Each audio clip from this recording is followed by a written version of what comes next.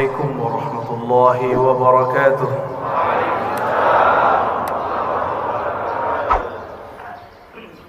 الحمد لله الذي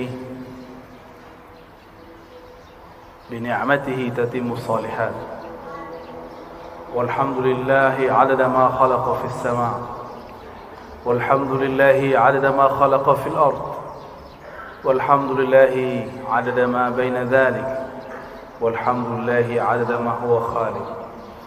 أشهد أن لا إله إلا الله، وأشهد أن محمدا عبده ورسوله. اللهم صل وسلم وبارك على سيدنا محمد وعلى آله وأصحابه ولبيته والمهدي خليفته وسلم.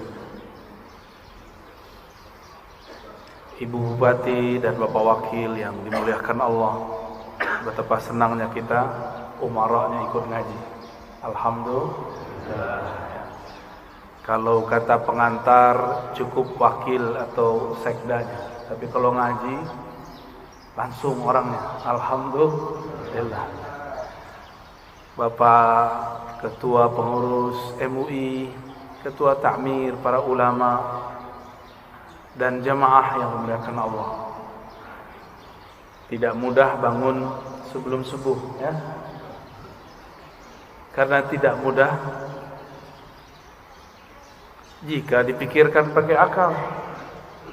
Karena bangun waktu subuh, sebelum subuh, itu bukan urusan kita, itu urusan Allah. Oleh karena itu, sebelum tidur, minta izinlah kepada yang menghidupkan, yang mematikan. Bismillahirrahmanirrahim. Ahya wa amut, atau amutu wa ahya, sama. Ya Allah, izinkan aku tidur dan hidup kembali. Kalaupun bangun dalam nama Allah, maka kita bangun mengatakan alhamdulillahilladzi ahyana. Terima kasih yang telah mengembalikan hidup kami, ya Allah. Hidup kalau tidak tambah taat dan ma'rifat, percuma hidup. Lebih baik mati. Tapi jika ada ketaatan, ada kemakrifatan dalam hidup, fal hayatu aula, maka hidup lebih baik. Maka ketika ada seseorang mengeluhkan sakitnya dan dia mengatakan, mati sajalah aku, apa kata Nabi? La tas'alul maut, la tatamannawul mauta. Jangan pernah berangan-angan pengen mati. Sakit badanku, iya sakit, tapi jangan pernah minta mati.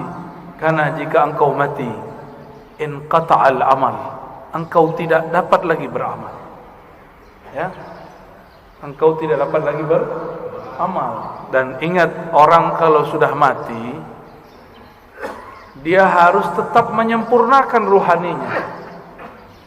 Tapi di alam sana sangat lama dan panjang sekali. Maka mumpung masih di dunia, jauh pun kita kejar, susah pun kita cari. Yang penting mengenal Allah dapat dicapai di bumi, supaya jadi bekal masuk ke alam yang lain. Bapak Ibu yang melekat Allah, kalau pernah keluar negeri atau keluar kota, kalau kita tamu dari yang punya kota, kita disambut. Tidak perlu diperiksa, benar gak? Cukup ditandai, oh sianu orangnya. Tapi kalau kita tidak kenal dengan yang punya kota, maka kita diperiksa. Alam ini dicipta karena Allah cinta kepada baginda Rasul sallallahu alaihi wasallam. Jika seseorang kenal Allah, kenal Rasulullah, maka dia masuk ke alam ini hormat kepadanya. Dia masuk ke alam barzakh, yang jaga alam barzakh pun respect kepadanya. Jika dia masuk padang mahsyar, maka yang di padang mahsyar pun melindunginya.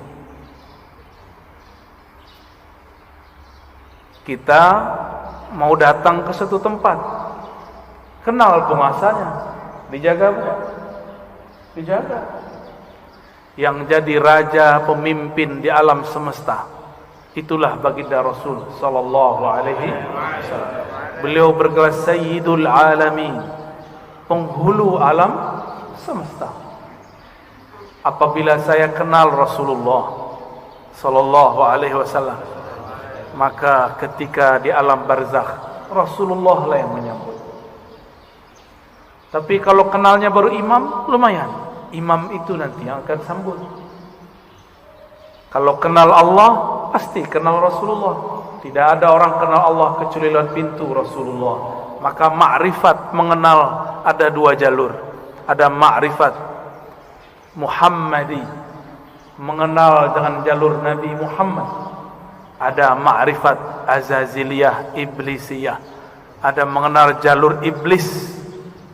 Kenal juga, tapi kenal dengan cara yang tidak benar.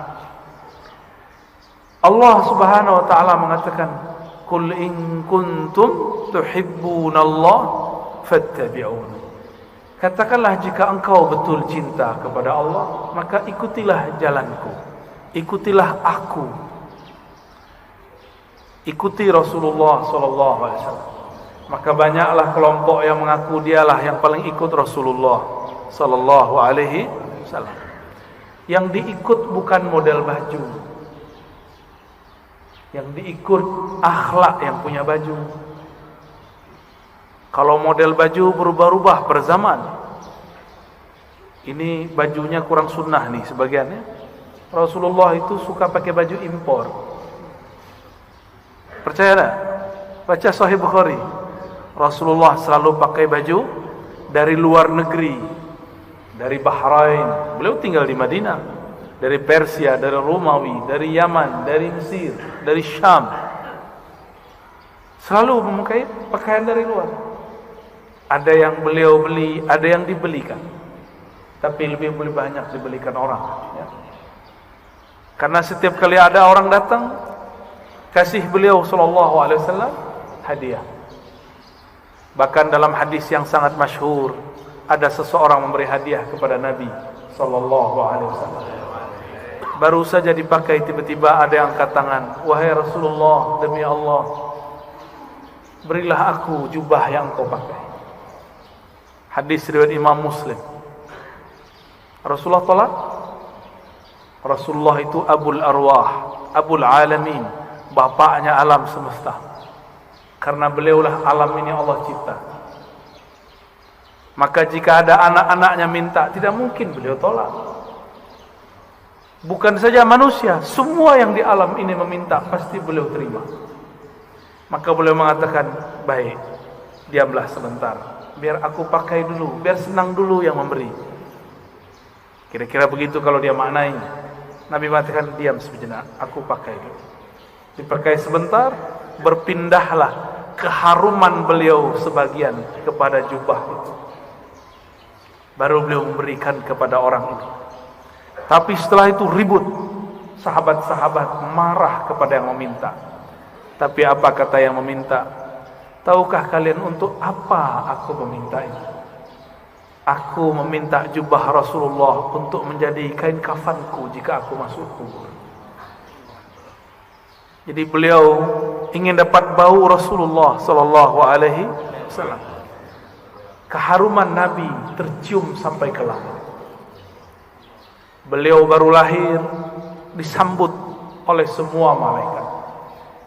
Beliau lagi main-main, diinteli, disorot oleh malaikat-malaikat. Mereka ingin pastikan, inikah orang yang harum itu? Begitulah kata Jabir ibn Samurah, Anas bin Malik, dan sahabat-sahabat yang lain. Tidaklah Nabi melewati satu tempat, melainkan tempat itu ada harum Rasulullah di sana. Ketika Nabi pergi, harumnya masih tersisa. Sallallahu alaihi wasallam. Itulah sebabnya Imamuna Imam Malik, guru dari imam kita Muhammad bin Idris Asy-Syafi'i, jika beliau masuk kota Madinah, beliau langsung lepaskan sendalnya dan berjalan di bawah, tidak menggunakan kendaraan apapun. Lalu orang-orang bertanya, "Itu raja-raja masih naik kendaraan, kenapa engkau nyengker jalan kaki?" Apa jawaban Imam Malik? yang wafat 179 Hijriah. Sudah jauh setelah Rasulullah, tidak bertemu fisik Rasulullah sallallahu alaihi wasallam. Apa kata beliau? Aku malu. Di mana ditaruh wajah Malik? Dia berjalan dengan kakinya yang gagah di atas kendaraannya yang megah, tapi di bawah tanah ada jasad Rasulullah sallallahu alaihi wasallam. Oleh karena itu, Allah muliakan Imam Malik bin Anas dengan memandang Rasulullah setiap kali dia tidur. Ma bittu lailan illa wa ra'aitu an-nabiyya sallallahu alaihi wasallam. Tidaklah aku tidur melainkan aku bermimpi memandang Rasul sallallahu alaihi wasallam. Berdasarkan hadis ini, riwayat-riwayat ini dan kisah Imam Malik, orang-orang semuanya beradab kepada Rasulullah. Suatu kali Rasulullah sallallahu alaihi wasallam berganti mimbar. Tadinya bersandar di pohon pelepah atau belahan-belahan pohon kurma. Tiba-tiba ada orang Rum, orang Syam. Mereka baru datang ke Madinah, tapi langsung masuk Islam. Ahli mebel, tahu mebel ya? Dia bisa buat mimbar Rasulullah. Ini termasuk mimbar, ini mimbar namanya. Ini bukan panggung, tapi mimbar cuma kegedean. Ya. Lalu Nabi naiklah ke atas mimbar. Ketika Nabi memulai mau mengajar di atas mimbar, tiba-tiba beliau dan para sahabat mendengarkan suara seperti orang merindu, seperti pengantar dari pembawa acara kita yang sangat merindukan Rasul sallallahu alaihi wasallam. Ternyata suara dilihat tidak ada anak-anak, tidak ada orang-orang, tidak ada siapapun yang menangis. Rasulullah mengerti, maka beliau mengatakan, yang menangis itu pohon kayu yang aku jadikan sandaran. Sekarang aku tinggal karena ada mimbar yang baru. Maka beliau turun sejenak. Itu tiang pohon dielus-elus, hanna hanina. Dia sedang merindu kepada Rasulullah, ditinggal oleh Rasulullah. Maka Nabi ajak dia ngobrol. Kamu pilih bersamaku atau masuk surga? Kalau kita ditanya begitu, maunya apa? Masuk surga. Samalah dengan kayu. Kata si kayu, masuk surga wahai Rasulullah. Ya, tinggian dikit daripada onta ya. Kalau onta datang kepada Rasulullah ngaku masalah perut, punggungnya sakit, ngadu kepada Rasul, mengadukan perasaan perut dan punggungnya yang berat. Lain dengan si pohon, dia mengadukan masalah, ingin selalu jadi sandaran Rasul. Nabi kasih kesempatan, bersamaku atau surga? Jawabannya apa? Ya, kalau si pohon jawabnya apa? Kayu bilangnya apa? Surga, karena kayu tidak punya akal. Kalau kayu punya akal, dia akan jawab, bersama engkau wahai Rasulullah. Ya, jadi yang berhati kayu minta surga deh ya. Berarti di dalam kayu ada ruh yang merindu. Tidak mungkin kayu bisa nangis jika tidak ada ruh di dalamnya. Maka di sini ada ruh. Ada ruh. Di alam semesta ada ruh. Kalau bahasa kawan-kawan ilmu pengetahuan, ada energi. Di alam semesta ini bertebaran energi-energi yang aktif. Elektromagnetik kata orang, dan itu tarik-menarik. Apa yang membuat dia paling tertarik? Yaitu sosok baginda Rasul sallallahu alaihi wasallam. Atau siapapun yang terhubung kepada Rasulullah sallallahu alaihi wasallam. Maka datanglah seseorang kepada baginda Rasul sallallahu alaihi wasallam, minta izin untuk cium tangan dan kakinya. Ada lagi orang datang karena tidak ada Rasulullah sudah dikubur. Maka datanglah kepada khadam Rasulullah, pelayan Rasulullah Sayyidina Anas. Orang ini mengatakan, ya Anas, manakah mata yang dulu mata itu memandang Rasulullah? Izinkan aku mengecup matamu. Ada lagi yang datang kepada Jabir, datang kepada sahabat-sahabat lain, mengatakan, manakah tangan yang dulu tangan engkau pernah bersentuhan dengan tangan Rasulullah sallallahu alaihi wasallam? izinkan aku mengecupnya, memegangnya. Begitu dulu mereka merindukan Rasulullah sallallahu alaihi wasallam. Yang tidak dapat memegangnya, maka pandanglah siapa yang pernah memandangnya sallallahu alaihi wasallam. Tiadalah mukmin memandang Rasul sallallahu alaihi wasallam kecuali bertambah cintanya. Tiadalah kafir memandang Nabi kecuali bertambah kufurnya.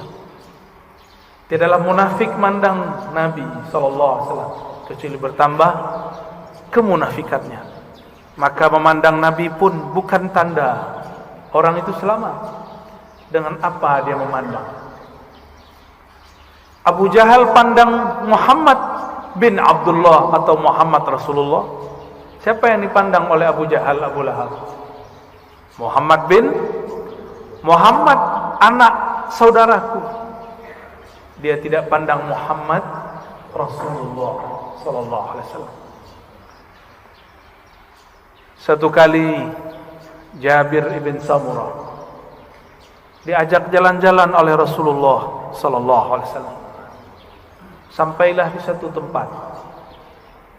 Tiba-tiba ada seorang ibu-ibu membawakan anak kecil, mengatakan, "Wahai Rasulullah, anakku diganggu jin setiap hari." Lalu Nabi cukup pegang dada itu si anak, ditepuk-tepuk. "Wahai musuh Allah, keluarlah. Ya aduwallah, ukhruj." Cuma begitu beliau meruqyah, keluar itu setan. Kalau kita sudah baca Al-Baqarah, sudah khatam, enggak keluar-keluar jinnya. Ya, sahih. Belum ayat kursi. Apa yang salah? Bukan ayat kursinya kurang sakti, kau kurang yakin.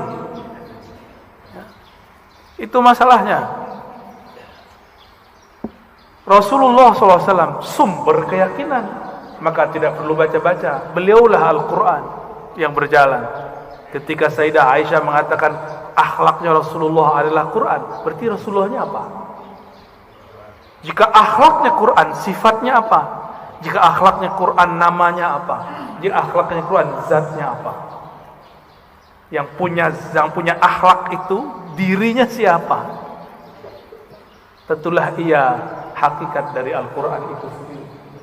Maka jika Rasulullah meruqyah orang cukup sentuh hilang. Kita sudah hembus 10 kali enggak hilang-hilang, karena merasa pintar, ya? Tidak melalui Rasulullah sallallahu alaihi wasallam. Dulu ada makhluk paling hebat di langit dan kemudian menjadi penguasa surga. Dia bergelar Harisul Jannah atau Khazinul Jannah, pemegang kunci surga. Sayang tidak pernah solawat kepada Rasulullah SAW. Bagaimana dia mau solawat?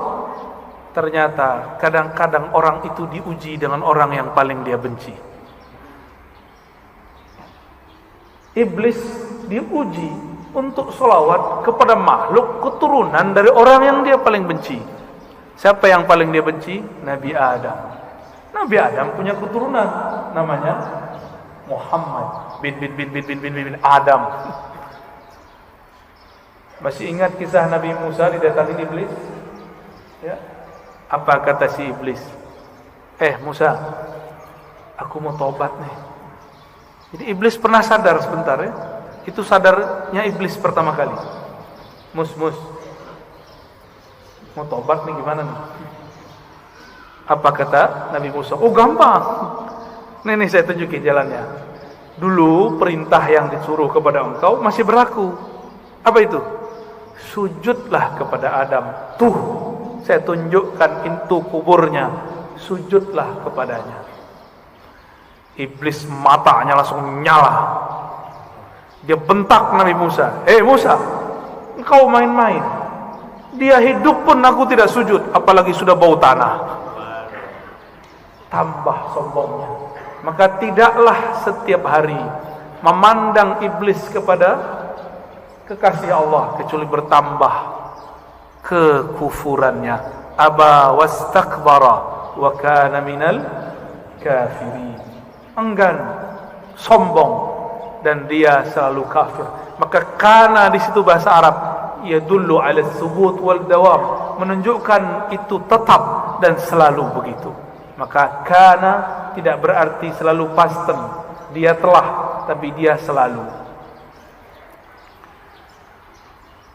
Maka jika ada orang yang cuma mengajarkan zikir, hati-hati, pasti sesat. Pasti sesat. Zikir itu panas. Dalam zikir itu ada energi ilahiyah, ada nur tapi har. Itulah sebabnya zikir itu bisa menetralkan banyak hal. Bismillahilladzi la yadurru ma'asmihi syai'un fil ardi wala fis sama'i was-sami'ul 'alim. Dengan nama Allah. Ini enggak usah datang ke dukun ya, amalkan ini. Mau diserang-serang dalam politik ya. Kali Bu Bupati, Pak Wakil diserang orang, amalkan ini pagi sore, satu napas. Bismillahilladzi la yadurru ma'asmihi syai'un fil ardi wala fis sama' wa huwas sami'ul 'alim. Ini langsung turun dari langit. Ini lafaz ini langsung turun dari langit. Diajarkan Rasulullah SAW kepada sahabat. Diriwayatkan oleh Imam Abu Dawud dengan nama Allah. Bismillah. Allazi, yang mana la yadurru ma'asmihi, tidak ada yang akan merusak, mengganggu siapa yang bersama namanya. Ini maksudnya apa? Gak ada yang ganggu, baik dari langit ataupun dari bumi. Namanya Allah, Allah titipkan semuanya ke dalam qalbu Rasulullah sallallahu alaihi wasallam. Maka orang yang datang kepada Allah lewat pancaran qalbu Rasulullah, dia langsung diterima. Kalau saya masuk kantor Bu Bupati, bawa surat sakti dari Bu Bupati, diterima nggak? Diterima. Tapi kalau bawa proposal, nggak ada janjian, ditolak nggak? Ditolak. Biasanya kalau pegawai itu ada kartu ya, kartu pengenal diri. Apa namanya? ID card. ID card. Itu kalau kita kemana-mana pakai ID card, tertulis di situ statusnya apa. Pasti tempat itu menghormati kita. Yang dipandang bukan kita, ID cardnya. Ya, siapa yang membawa nama Allah, siapa yang bersama Rasulullah, maka dia akan dihormati di mana saja. Imam Ahmad bin Hanbal dilecehkan oleh Al-Ghajjuj, ditelanjangi Pak. Itu Imam Ahmad bicara kepada sarungnya, wahai sarungku, tutuplah auratku. Takutlah kepada Allah, engkau mempermalukan aku. Langsung naik itu, diturunin lagi oleh Al-Ghajjuj, enggak turun-turun. Al-Ghajjujnya takut. Mulai Al-Ghajjujnya takut, Pak. Ayah Buya Hamka mau dirampok oleh penyamun dulu di tengah jalan. Dulu kan belum ada PJR ya, belum ada polisi ngawal kalau ustadz jalan ya. Dulu ayah dari Buya Hamka namanya Syekh Abdul Karim Amrullah mau dirampok, mau dibunuh oleh penyamun. Terus beliau bilang, tunggu sebentar, saya baca surat Yasin dulu. Yasin. Yasin itu nama siapa? Nama Rasulullah SAW. Terus ada teknik membacanya. Selesai baca Yasin, itu orang sudah sujud-sujud. Maafkan saya lah, bingung beliau. Ternyata ini orang melihat sesuatu ketika Syekh Abdul Karim membaca surat Yasin. Bisa begitu Pak, tapi kalau Bapak yang baca nggak ada yang aneh. Baik. Rasulullah sallallahu alaihi wasallam dielu-elukan namanya baik di langit ataupun di bumi. Coba lihat, Sayyidina Jibril bolak-balik naik langit. Tapi setiap kali sampai di langit pertama selalu ditanya, "Man anta?" Ente siapa? Itu Jibril. Jibril langsung bilang, "Saya orang yang bawa risalah Nabi Muhammad." Dibuka langsung. Sebut nama Nabi, buka langsung. Jadi pembuka pintu langit nama Nabi Muhammad sallallahu alaihi wasallam. Maka orang-orang yang hidupnya bermasalah, cobalah mulailah salawat pagi 100, sore 100, malam 100. Di senggang, lagi di motor, lagi di mobil, salawat 100 kali. Jangan kurang salawat setiap hari daripada 500 kali lah. Sembari bekerja, sembari bergerak. Apa susahnya? Kenapa bersosial media tidak susah? Tapi bersosial media dengan Rasulullah susah. Kenapa kita mau jemput rezeki? Pada rezeki itu ada berkah Nabi SAW. Rezeki terbesar umat adalah lahirnya Rasulullah SAW. Suatu kali Uwais Al-Qarni hendak pergi haji. Tiba-tiba ibunya mengatakan, "Wahai Uwais, jika engkau pergi, dengan siapa ibumu?" Kata Uwais, "Baiklah ibunda, tapi tunggu sebentar, aku berikan semua perbekalanku kepada temanku yang sedang merindukan Rasulullah. Tapi dia tidak punya bekal, orang tuanya sudah tidak ada. Dihantarkanlah kepada orang itu. Entah dapat apa rasanya.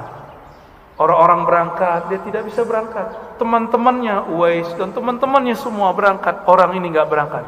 Tiba-tiba Uwais ketuk pintu mengatakan, "Wahai Tuan, wahai sahabatku, ini semua bekalku, aku berikan kepada engkau." Orang ini lagi sujud, ingin berangkat tapi tidak punya uang, ingin berangkat tidak punya kendaraan. Apa yang dia rasakan? Lalu dia bertanya, "Lalu engkau bagaimana wahai Uwais?" "Aku masih punya ibu. Jika rindu Rasul SAW harus merawat ibu. Orang yang rindu Rasulullah tidak hormat kepada ayah ibunya, batal cintanya. Orang cium tangan guru tapi tidak cium tangan ayah ibunya, batal cium tangannya. Orang yang ziarah ke ulama tapi tidak ziarah ke ayah ibunya, batal cintanya kepada ulama." Betapa aneh sekarang, banyak orang baik ke gurunya tapi membentak ayah ibunya. Aneh. Masih punya ibu sebagian besar, ayah nanti pulang cium tangannya, ya. Baca sholawat ketika mencium tangannya. Semoga Allah ridha melalui ini. Dan pasti ridha. Ridha Allah itulah kunci dalam tangan ini. Kenapa disebut ibu dan ayah itu kunci ridha Allah? Ridha Allah fi ridhal walidain. Karena merekalah kita ada secara fisik, secara rohani kita ada karena ruhaniyah Rasulullah. Maka Rasulullah Nur Muhammad, ruhnya disebut Ahmad, disebut Ummul Arwah, induknya semua ruh. Muhammad, nurnya disebut Abul Arwah, bapaknya semua ruh. Ini cuma istilah bahwa segala satu bersumber darinya. Inilah yang sering kita katakan ketika Allah menciptakan alam semesta. Apa yang Allah lakukan pada alam? Allah menciptakan alam ini supaya alam ini sempurna dengan menyembahnya. Allah tetap sempurna tanpa disembah alam. Allah ciptakan alam supaya alam itu sempurna dengan menyembahnya. Disebut dalam Quran liya'budun, untuk menyembahku. Siapakah yang paling sempurna menyembah Allah? Rasulullah SAW. Siapakah yang paling kenal Allah? Rasulullah SAW. Maka yang dimaksud dalam ayat ini, tidaklah aku ciptakan jin dan manusia illa liya'budun, kecuali untuk menyembahku sebenar-benar menyembah, mengenalku benar-benar mengenal. Itulah sosok Rasulullah sallallahu alaihi wasallam. Jadi ayat ini berbicara tentang Rasulullah sallallahu alaihi wasallam. Jadi jika ada orang mengatakan tidak usah buat maulid, tidak usah buat zikir-zikir, enggak usah buat zikir jamaah, enggak usah buat manaqib, tugas kita ibadah. Ya itu ibadah. Dan ibadah yang paling tinggi adalah as-salawat ala nabi sallallahu alaihi wasallam. Ini saya ulang-ulang ya, supaya masuk ke alam sadar kita dan alam bawah sadar kita. Allah salat enggak? Allah salat enggak? Allah tadi salat subuh enggak? Enggak. Saya ulang yang kenceng dong. Allah salat enggak? Allah haji enggak? Allah puasa enggak? Allah sedekah enggak? Tapi Allah bersalat. Innallaha malaikatahu shalluna 'alan nabi. Jadi sebelum ada salatnya kita, Allah sudah salawat kepada Nabi. Sebelum ada zikir, baca Quran, ngaji kita, belum ada thariqat kita, belum ada mazhab kita, belum ada manhaj kita, belum ada. Allah sudah bersalawat. Maka ciri-ciri musuh Allah, dia benci orang salawat.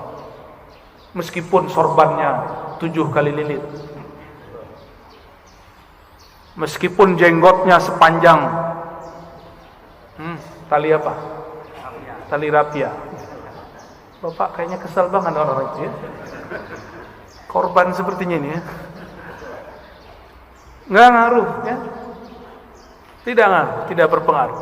Bapak Ibu yang melakukan Allah, karena salawat itu adalah fiilnya Allah.